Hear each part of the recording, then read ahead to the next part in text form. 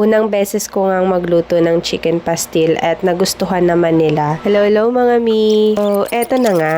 So, una ko ngang ginawa dyan, pinakuluan ko muna yung chicken. Naglagay ako ng dahon ng laurel, pamintang buo, tsaka luya, and then chicken cubes.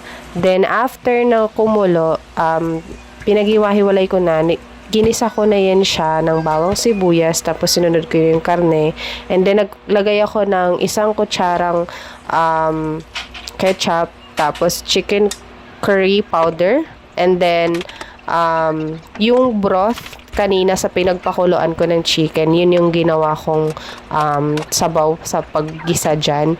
Then ayan, naglagay din ako ng toyo and then vinegar. So, tansyado lang yan dyan, mga mare. So, after nyan, nilagyan ko na rin yan pala ng sile. And hindi nakita sa video, pero naglagay ako ng kaunting asukal.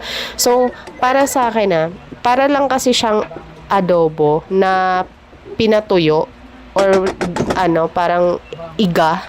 So, walang sabaw. Tapos, mamantika-mantika siya. So, ganun yung vision ko. So, actually, hindi kasi ako nagtingin sa YouTube kung paano siya lutuin.